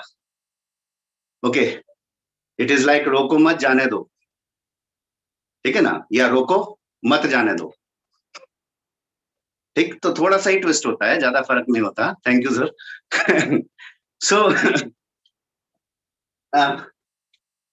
तो न्यूज तो है रोको मत जाने दो, चलने दो, तो उसको छापा गया रोको मत जाने दो, राइट। तो दिस इज द कंफ्यूजन। तो अगर आप एक्ट को पढ़ेंगे उसमें पिरामिडिकल स्कीम की क्लियर कट डेफिनेशन है, उसको मैं थोड़ा सा एक्सप्लेन कर देता हूं और थोड़ा डिफरेंस भी बता देता हूं। और मेरे को बड़ा अजीब सा लग रहा है कि मैं पिरामिड्स को दोबारा से 15 साल बाद दोबारा से समझाऊंगा, उस वक्त जब वो एक्चुअली जा रहे हैं। ओके, सो पिरामिडिकल स्कीम्स में उन्होंने बहुत क्लियर लिखा हुआ है, जो डेफिनेशन है कि कोई भी डायरेक्ट सेलिंग एंटिटी या डायरेक्ट सेलर यानी डिस्ट्रीब्यूटर किसी भी इस तरह का अरेंजमेंट नहीं तैयार कर सकता जिसके अंदर एक लेयर या मल्टी लेयर, मतलब मल्टी लेयर अरेंजमेंट, जिसके अंदर एनरोलिंग या एनरोल किए हुए व्यक्ति के एक्शन और परफॉर्मेंस ऑफ एनरोलिंग, ठीक है ना, एनरोलिंग या एक्शन और परफॉर्मेंस ऑफ एनरोलिंग की वजह से आपको डायरेक्ट या इनडायरेक्ट बेनिफिट हो रहा है। इसका सीधा मतलब क्या है, पिरामिड हम किसे कहते हैं, क्यों उसको बैन किया जाता है, 2 मिनट में बात समझ सकते हैं। पिरामिड का मतलब क्या है, एक लोगों का अरेंजमेंट। अगर हम डायरेक्ट सेलिंग के सेंस में बोलें तो पिरामिड हम किसको डिफाइन करते हैं, लोगों का अरेंजमेंट कुछ इस तरह का अरेंजमेंट जिसमें एनरोल करने की वजह से डायरेक्ट बेनिफिट मिल जाता है या इनडायरेक्ट बेनिफिट मिल जाता है। तो act of enrolment it is the part of money circulation, जहां आपने किसी से पैसा लिया और उस पैसे को बांट दिया। तो ज्वाइनिंग करने पर अगर ज्वाइन करवा देने से कोई बेनिफिट डायरेक्टली ट्रांसफर हो जाता है by the act of enrolment, ठीक है ना, तो वो इलीगल हो गया, क्योंकि सिर्फ ले आने की वजह से आपको पैसा मिल गया है, किसी को पैसा बांट दिया गया। तो पिरामिड्स वही करते हैं, आप 2-2 या 3-3 लोगों को स्पॉन्सर करो और उनसे फीस लीजिए। फीस किसी भी सेंस में लेते हैं, डायरेक्ट कैश नहीं लेंगे तो किसी और सेंस में लेंगे, राइट। कंपल्शन ऑफ प्रोडक्ट होगा, प्रोडक्ट्स को परचेज करने का कंपल्शन हो जाएगा कि आपको इतना सामान लेके ही शुरुआत करनी होगी और आपको उतना पैसा मिल जाएगा अगर आप 3 और लोगों को ले आओगे, राइट। और वो जो प्रोडक्ट होगा उसमें एक्चुअल प्रोडक्ट वैल्यू नहीं होगी, प्रोडक्ट वैल्यू से कम दुगना या तिगुना उसकी प्राइस रख दी जाएगी, जो कि मार्केट से खुद भी बनाया नहीं, कहीं से खरीद लिया गया और अपना ठप्पा लगाकर उसकी प्राइसेस बढ़ा के डबल कर दिए गए, ट्रिपल कर दिए गए, ठीक। वैल्यू फॉर मनी नहीं रही। तो अभी एक्ट में क्या कहा उन्होंने, हर स्टेट को एक बॉडी, मॉनिटरिंग बॉडी बनानी होगी और हर डायरेक्ट सेलिंग एंटिटी को अपने प्रोडक्ट्स की वैल्यू, प्राइस, सब कुछ उसको क्लियर करके रखना हो। तो जो प्रोडक्ट की वैल्यू पर भी खेल जाते थे वो भी नहीं खेल सकते, राइट, ये बिल्कुल क्लियर है।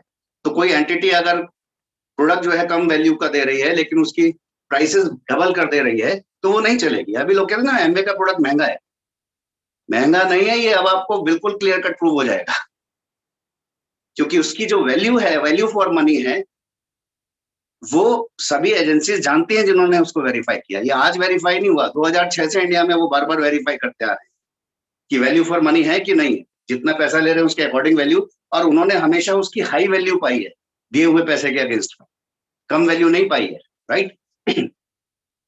तो यहाँ पर वो मॉनिटरिंग भी होगी उस चीज को लेकर। तो मॉनिटरिंग होते ही इस तरह की स्कीम्स भी गई जो प्रोडक्ट दिखाकर ज्यादा पैसा लेती थी, और उसमें कंपल्शन था, रिटर्न पॉलिसी नहीं थी। क्यों? क्योंकि एक बार आपको प्रोडक्ट देकर उसका पैसा बांट दिया तो फिर वापस आपको पैसा कहां से देंगे? उन्होंने तो कैश फ्लो करना था, कैश फ्लो कर दिया, कैश वापस कैसे लेंगे आपसे, ठीक। तो वहां पर रिटर्न पॉलिसी नहीं होती।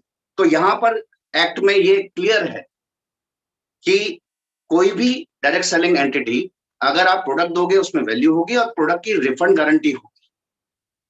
तो पिरामिड का सबसे बड़ा फ्लॉ क्या होता है, जो उसकी लोएस्ट लेयर होती है वो लूज करती है। व्हाई?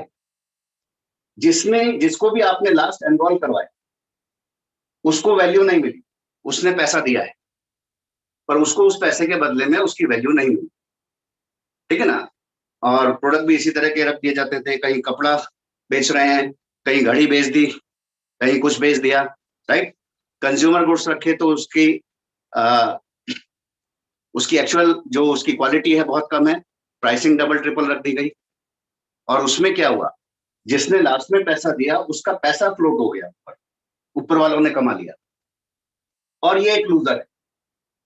बट जब आप एमवे बिजनेस में किसी को स्पॉन्सर करते हो, क्या एनरोलमेंट का कोई पैसा लेते हैं? नहीं। आईडीएसए में वो पहले ही अलाउड नहीं था, एक्ट के द्वारा वो वैसे ही बैन हो चुका है, आप फीस ले ही नहीं सकते।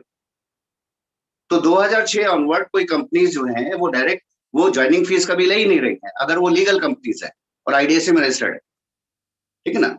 आईडीएसए कोई गवर्नमेंट के द्वारा सेट की गई बॉडी नहीं है, बट वो डायरेक्ट सेलर्स की एसोसिएशन है, और वो उन्हीं नॉर्म्स को फॉलो करते हैं जिससे लॉ ऑफ द लैंड बचा रहे, मतलब उसके अकॉर्डिंग हम चलते रहे। तो हमेशा हम ये पूछते आए हैं कि कोई भी कंपनी जिसका नाम आप बता रहे हो आईडीएसए में रजिस्टर्ड है या नहीं। अगर नहीं है तो गवर्नमेंट के थ्रू कंपल्शन नहीं है, लेकिन अगर वो एक्चुअली एथिकल बिजनेस करना चाह रही है तो अपने आप को डायरेक्ट सेलिंग एसोसिएशन में रजिस्टर्ड करवाएगी ही करवाएगी, उसके नॉर्म्स को फॉलो करेगी ही करेगी। उन नॉर्म्स के फॉलो होने का मतलब ही है कि वो पिरामिडिकल स्कीम नहीं चला रहे हैं, राइट। और जो उसमें नहीं होते हैं तो आप डाउट 100% कर सकते हो कि वो पिरामिडिकल स्कीम ही चलाना चाह रहे हैं और कुछ नहीं। तो it was a simple question कि आईडीएसए में हो कि नहीं हो तो हमने मान लिया कि आप इस लायक ही नहीं हो, राइट। तो अभी तो वो क्वेश्चन भी नहीं रह जाएगा, जो भी नॉर्म सेट किए थे वही लॉ बन गए। मैं बहुत क्विकली आपको बता सकता हूं क्या था, राइट। कोई भी आए उत्पाद और सेवाओं के टर्नओवर, राइट। प्रोडक्ट्स और सर्विसेज के टर्नओवर से ही पैसा आएगा, ये आईडीएसए के नॉर्म्स में था शुरू से ही, और वही आज लॉ है जो उसमें लिखा हुआ है कि जो डायरेक्ट सेलिंग नेटवर्क्स होते हैं वो प्रोडक्ट के सेल से, प्रोडक्ट और सर्विस के सेल से बनने वाले टर्नओवर से जेन्युइन प्रॉफिट बांट रहे होते हैं, and that is a genuine money, right. उसमें लिखा हुआ था कि कोई भी प्रोडक्ट की जो क्वालिटी है, प्राइसिंग उससे ज्यादा नहीं होनी चाहिए, ठीक है, नॉमिनल प्राइसेस होने चाहिए, राइट। वो नॉर्म्स में था, वो आज एक्ट बन गया है। उसमें ऑलरेडी लिखा हुआ था, ये मैं बहुत पुराना डॉक्यूमेंट पढ़ रहा हूँ जो मेरे पास है पिछले कम से कम 15 साल से, राइट। तो उसमें ये लिखा हुआ था कि कोई भी सिरों की गिनती पर पैसा ट्रांसफर नहीं होगा, कि लोग आ गए इसलिए पैसा मिल गया, लोगों के आने से पैसा नहीं आएगा। लोगों के आने पर जब आप उन्हें सिखाते हैं, वो प्रोडक्ट्स यूज करते हैं और सेटिस्फाई होते हैं, तो उससे आपको पैसा मिलता है, उसके टर्नओवर से पैसा मिलता है, और उसकी रिफंड गारंटीज होती हैं, इसलिए आप किसी को फंसा नहीं सकते। एंड जो लास्ट में आ रहा है वो लूजर नहीं है, उसने पहले भी पैसे देके सामान खरीदे थे और यूज किए थे, वो आज भी पैसे देकर सामान खरीद रहा है और उससे बढ़िया वैल्यू ले रहा है और यूज कर रहा है और गारंटी भी लेकर रखता है। So it is more satisfying than traditional market, okay. इसके अलावा, राइट, क्योंकि प्रोडक्ट के सर्विस और टर्नओवर से पैसा बनता है, तो जो आया हुआ नेटवर्क है वो आपको रिपीटेड टर्नओवर और रिपीटेड पैसा दे सकता है। बट पिरामिड स्कीम के अंदर नई ज्वाइनिंग लाके ही पैसा कमा सकते हो आप, क्योंकि जब तक नीचे वाली लेयर का पैसा आएगा नहीं तो ऊपर बटेगा कैसे, क्योंकि कोई भी जेन्युइन टर्नओवर किसी जेन्युइन प्रोडक्ट का नहीं हो रहा है। अगर प्रोडक्ट्स हैं भी तो क्वालिटी नहीं है, एक्चुअली उनका टर्नओवर हो नहीं रहा होता, मेजर मनी तो कैश का फ्लो हो रहा होता है, ठीक। बट किसी भी नेटवर्क के अंदर क्या होगा, प्योरली प्रोडक्ट के टर्नओवर और सर्विस से पैसा आएगा, उसके एक्सपेंशन से पैसा आएगा। एक्सपेंशन में क्यों कह रहा हूं, क्योंकि पिरामिड स्कीम में हमेशा एक फनल बनेगी जिसके अंदर दो दो दो दो दो या तीन तीन तीन फिक्स होगा, अदरवाइज उस पैसे का फनल की तरह डिस्ट्रीब्यूशन नहीं हो पाएगा। बट नेटवर्क डिस्ट्रीब्यूशन आपको इस तरह का स्ट्रक्चर बनाने का मौका देता है कि आपकी कैपेसिटी, आपका दम। आपने 4 ग्रुप्स टीम्स बनाई, किसी ने 2 ही बनाई, बट उसने 6 बना दी या 10 बना दी, देयर इज नो रिस्ट्रिक्शन। आज आपने 3 टीम्स पे काम किया, कल 3 और कर दी, परसों 6 और टीम्स बढ़ा ली, ये आपकी चॉइस पर निर्भर करता है। तो जिसके अच्छे एक्सपेंशन है, जिसकी अच्छी टीम होल्डिंग कैपेसिटीज हैं, उनका पैसा और लेवल अच्छा हो जाता है। तो बाद में आने वाला व्यक्ति भी अच्छा पैसा, अच्छा लेवल होल्ड कर सकता है पहले आने वाले व्यक्ति से, जो कि एक फनल में पॉसिबल नहीं है, पिरामिड में पॉसिबल नहीं है, क्योंकि वो तो पैसा उसी इक्वेशन के हिसाब से ही बटेगा, राइट। उसमें एक्सपेंशन से कोई मतलब नहीं। बट यहाँ पर टर्नओवर के एक्सपेंशन और टर्नओवर दोनों की चीजों के एक कंपोजिशन के हिसाब से वो पैसा जनरेट होता है और आपकी लेवल्स बनते हैं। सो ये बेसिक डिफरेंसेस हैं जिसको हम समझ सकते हैं, और वही चीज डिफाइन की गई है अलग अलग क्लॉज के हिसाब से, अगर आप उसे पढ़ेंगे। और बाकी सब कुछ क्या है, वो डायरेक्ट सेलर्स को और डायरेक्ट सेलिंग एंटिटीज को, मार्केट को क्लीन क्लियर रखने के लिए बताई गई रेस्पॉन्सिबिलिटीज और नॉर्म्स उस पूरे एक्ट के अंदर, जो कि एमवे तो मैं देख रहा था हमेशा से फॉलो करता आ रहा था, ठीक है ना। हमें लगता था इन्होंने ये चेंज क्यों किया, आज एक्ट पढ़ रहे हैं तो समझ में आ गया, ये तो पहले से ही तैयार थे। तो वी आर लकी एनफ कि हम ऑलरेडी एक ऐसी कंपनी के साथ हैं जो अपना विजन 10 साल, 20 साल, 15 साल, 50 साल आगे तक का रखती है, और इसीलिए जीतना निश्चित है। एंड एक चीज और खास है, दुनिया में किसी भी कंट्री में जब पिरामिड के अगेंस्ट में क्लियर कट लॉ आ जाता है, तो डायरेक्ट सेलिंग की जो ट्रू इंडस्ट्री है वो बूम करती है। अगले 5-6 साल में 5 गुना 10 गुना जाना निश्चित है। आप तैयार हैं क्या? आपने अपनी बेल्ट कसी है क्या? आपने इस साल का प्लान बना लिया है क्या? आप एथेंस जाने को तैयार हैं? ठीक, अगर एथेंस का ट्रिप आप तैयार होने को जाने को तैयार हैं, तो इसी साल आप किसी भी लेवल पे हैं तो आप एटलीस्ट सिल्वर, प्लेटिनम या इससे ऊपर के लेवल्स पर आ जाएंगे, और नेक्स्ट ईयर एथेंस का ट्रिप क्वालिफाई कर रहे होंगे। इंडस्ट्री फेवर कर रही है आपको, लॉ फेवर कर रहा है, टीम फेवर कर रही है, हर चीज फेवर कर रही है, आने वाले प्रोडक्ट्स फेवर कर रहे हैं। इट्स अपॉन अस कि हम उसको किस तरह से ले रहे हैं, राइट। और एथेंस जाने का मतलब सिर्फ घूमना नहीं है, आपके पीछे पैसा दौड़ रहा होगा, आपका फ्यूचर, आपकी जिंदगी दौड़ रही होगी। So take right decision. Wish you all the best. Over to host. Thank you. वाह, जबरदस्त तालियां सचिन जी के लिए। और आपने बहुत ही महत्वपूर्ण इंफॉर्मेशन जो बहुत कुछ बढ़िया क्लियर किया सर। और आई थिंक जो पहले नहीं पता था उन चीजों को भी आपने बताया आज। और इसके साथ ही हम, क्योंकि समय हो गया है, और मैं रिक्वेस्ट करूंगा हम सब एक बार बहुत जबरदस्त तालियों से एक बार हम अपने डायमंड का एक फाइनल और इम्पैक्टफुल मैसेज लेने। सो please welcome diamond direct mister Ramnath Priyanka Sharma for a impactful message. Thank you. दोस्तों नमस्कार। अभी सचिन जी ने बहुत ही लाजवाब इंफॉर्मेशन दी है। इससे पहले भी ये पावर पैक सेशन था तो मुझे लगता था कि काम हो चुका है, बट एक चीज मैं आपको बोलूंगा सचिन जी की बात को एक्सटेंड करते हुए कि this is the best time, this is the right time, because आज का जो वक्त है वो ऐसा वक्त है जिसमें ग्रोथ निश्चित है।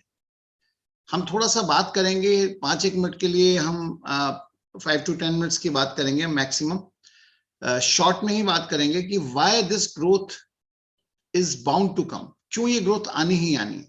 प्रियंका आप कुछ बात करो। मैं जस्ट ये बोलूंगी कि अभी जैसे बहुत जबरदस्त सेशन रहा and implementation is the key of success, कि अगर हम जो सुनते हैं वो इम्प्लीमेंट करते हैं तो सक्सेस श्योर शॉट है। और एज अ टीम, मतलब एज अ टीम हम लोग तैयार हैं। अगर आप तैयार हैं तो मिलकर इस नए साल को धमाकेदार बनाने वाले हम सभी लोग। All the best. Okay, there is an organisation, UK की एक ऑर्गेनाइजेशन है जिसका नाम है centre for economic and business research, जिसको हम बोलते हैं CERB। तो CERB जो है उसने अभी रिसेंटली कुछ रिपोर्ट्स पब्लिश की हैं और वो रिपोर्ट्स बड़ी लाजवाब हैं। अगर आप उनको सुनोगे ना तो आपको समझ आ जाएगा कि क्यों मैं कह रहा हूँ कि ग्रोथ तो आने वाली है। 2022 में जो वर्ल्ड इकोनॉमिक आउटपुट होगा, मतलब पूरी दुनिया का जो व्यापार होगा, वो $100 ट्रिलियन के पार चला जाएगा। दैट मीन्स कि ये सारी सिचुएशन के बावजूद भी बहुत बड़ा व्यापार होने वाला है, मतलब मार्केट में बहुत सारा पैसा घूमने वाला है, रोटेट होने वाला है। और CEBR के हिसाब से 2022 में जो इंडिया है वो दोबारा से फ्रांस को पीछे छोड़कर दुनिया की सबसे बड़ी छठी अर्थव्यवस्था बन जाएगा। मतलब इंडिया एक्चुअली बीच में छठी अर्थव्यवस्था था, फिर कुछ टाइम के लिए स्लिप हुआ, लेकिन अब दोबारा से वो 6th आप सबसे बड़ी इकोनॉमी बन जाएगा फ्रांस को पीछे छोड़कर। और उसी CEBR के हिसाब से 2023 में ब्रिटेन को 5वें स्थान से हटाकर खुद आ जाएगा। दैट मीन्स कि 2023 तक ये भविष्यवाणियां हो रही हैं कि 2023 तक इंडिया दुनिया की सबसे बड़ी 5वीं अर्थव्यवस्था बनने वाला है। ये अपने आप में छोटी बात नहीं दोस्तों, बहुत बड़ी बात है। मतलब ये इतनी बड़ी बात है कि हम प्राउड कर सकते हैं कि इंडिया इतनी बड़ी अर्थव्यवस्था बनने जा रहा है। क्योंकि हमें ध्यान होगा जो पुराने टाइम में ऐसा होता था, बड़ा कंट्रीज में बाहर जाने का ट्रेंड होता था कि कनाडा चले गए, है ना, US चले गए, एंड लोग बोलते थे स्विट्जरलैंड चले गए। मैं आपको एक छोटा सा एक आइडिया देता हूं तो उससे आपको पता लगेगा कि आज जिस कंट्री में हम रह रहे हैं वहां कितनी बड़ी अपॉर्चुनिटीज हैं। अगर आप वर्ल्ड की इकोनॉमीज देखोगे then you will come to know. अगर हम देखें तो दुनिया की सबसे बड़ी इकोनॉमी है US, ऑफ कोर्स सबसे बड़ी इकोनॉमी है आज, और सेकंड सबसे बड़ी इकोनॉमी है चाइना, एंड थर्ड सबसे बड़ी इकोनॉमी है जापान, और फोर्थ सबसे बड़ी इकोनॉमी है जर्मनी, और हमने 5th की बात की UK, एंड 6th है India. Right now India 6th, जो हम बात कर रहे थे इस रिपोर्ट के हिसाब से, 6ठी सबसे बड़ी इकोनॉमी है। और आपको पता है जिन कंट्रीज की हम बात करते हैं, Canada is 9th biggest economy, मतलब कनाडा हमसे बहुत पीछे हो गया है, 9th बिगेस्ट इकोनॉमी। एक जमाने में साउथ कोरिया का बड़ा नाम था, वो भी 10th बिगेस्ट इकोनॉमी है। एक जमाने में हम लोग रशिया से हेल्प लिया करते थे, ध्यान है आपको, रशिया से सब कुछ लिया करते थे। रशिया आज दुनिया की 11वीं सबसे बड़ी इकोनॉमी है। हेलो, रशिया एक तरह से अपने आप को स्ट्रगल कर रहा है टॉप 10 इकोनॉमीज में आने के लिए, और इंडिया ऑलरेडी 6ठी सबसे बड़ी इकोनॉमी बन चुका है। माय डियर फ्रेंड्स, जस्ट सोच के देखिए कि हम कितनी बड़ी इकोनॉमी में हैं। क्योंकि जब हम जिस देश में होते हैं ना, उस देश में आपस में जितने पॉलिटिकल वो चल रहे होते हैं, बहस और सारी चीजें, तो हमें पता नहीं लगता कि हम कहां पर हैं। बट इंडिया ऑलरेडी 6th आ चुका है, रशिया 11th इकोनॉमी है।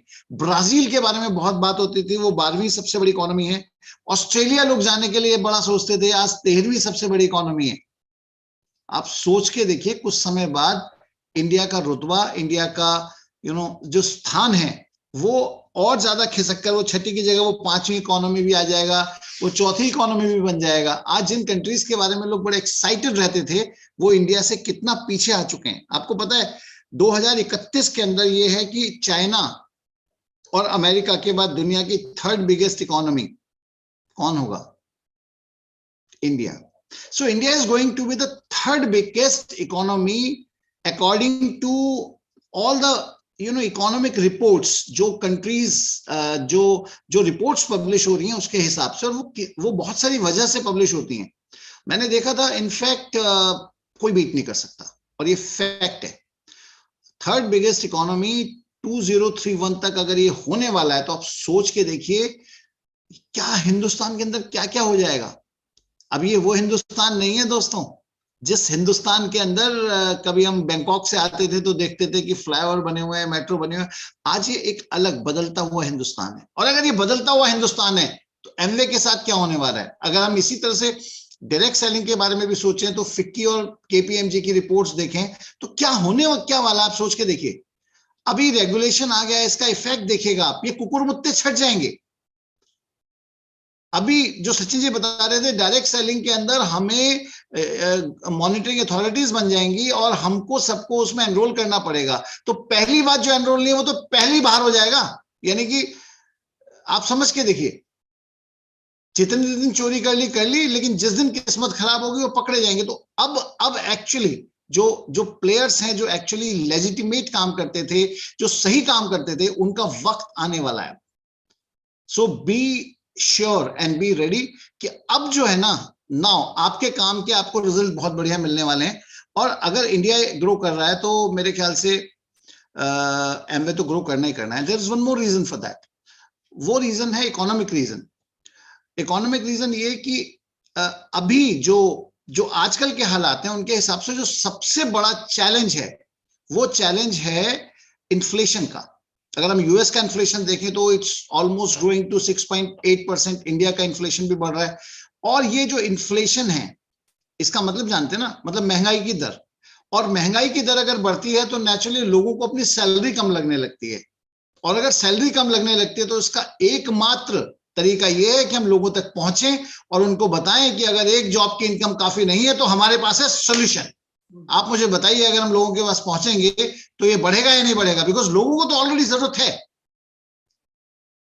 आप देखिएगा आज का सिनेरियो क्या होने वाला है। जो सबसे बड़ा डर लोगों को है, इकोनॉमिस्ट की जो सबसे बड़ी टेंशन या परेशानी है वो ये है कि इस इन्फ्लेशन को कैसे कंट्रोल किया जाए। और अगर ये इन्फ्लेशन जो रूल बनाने वाली जो भी अथॉरिटीज हैं या जो भी इन्फ्लेशन कंट्रोल करने के लिए, जैसे आरबीआई होता है, गवर्नमेंट होती है, मिलकर कुछ अगर वो नहीं हुआ तो 23-24 में भयानक मंदी आने की आशंका है। तो आप ये बात समझिए कि अगर हम आज जिस दौर में गुजर रहे हैं, अगर हमने अपॉर्चुनिटी को ढंग से प्रोजेक्ट किया और प्लेस किया तो ये बात तो तय है कि ये जो बिजनेस है ये लीप एंड बाउंड बहुत तेजी से बढ़ने वाला है। मैं इनमें से कोई बात ऐसी नहीं बोल रहा हूं जो मैं अपने मन से बोल रहा हूं। ये सारी वो बातें हैं जो एक्चुअली पब्लिश्ड हैं राइट नाउ। और मुझे लगता है कि इन सब चीजों का समाधान ही बेसिकली एमवे के अंदर है।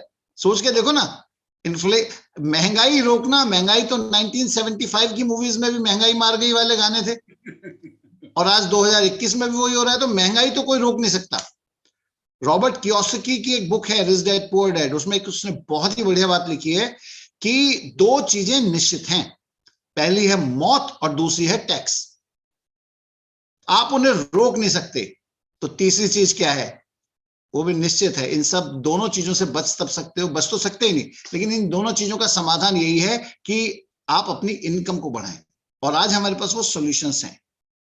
सो अगर आप उनके बारे में सोचेंगे, देखेंगे, तो I am 100% sure we are on the right platform at the right time with the right people. और ये जो वक्त है, इस वक्त का फायदा उठाइए। 23, 24, 25 में जो आपको बड़ी बड़ी इकोनॉमिक जो समझ लीजिए कंसल्टिंग फर्म्स ने आपको जो बताया गया इंडिया के बारे में, तो निश्चित रूप से ग्रोथ तो होनी है, निश्चित रूप से इंडिया में पैसा तो आना ही है, निश्चित रूप से यहाँ की मार्केट डेवलप होनी है, और निश्चित रूप से ये बिजनेस अपने वो सारे मुकाम हासिल करने वाला है जिसके बारे में बहुत समय से बात हो रही थी। So take your right decision, strongly, and I am sure 2022 और 2023 ये आपका होने वाला है. Best of luck. Thank you Naresh ji. Thank you so much sir, thank you so much. बहुत बड़ा विजन दिया आपने 2031 तक का. एंड हम सर आपकी आवाज नहीं आ रही. हेलो हेलो सर आवाज क्लियर है. सो टाइम हो गया है और हम इस मीटिंग को यहीं पर समाप्त करेंगे और यहाँ पर चिल्वर एंड अब सभी यहाँ पर रुके रहेंगे. राम राकेश जी सेलिब्रेट करने वाले हैं कुछ चीजें आपके साथ. एंड हम ये जो रेगुलर मीटिंग है उसको यहीं पर समापन करते हैं. Thank you so much and over to Ram Rakesh ji. Okay okay okay.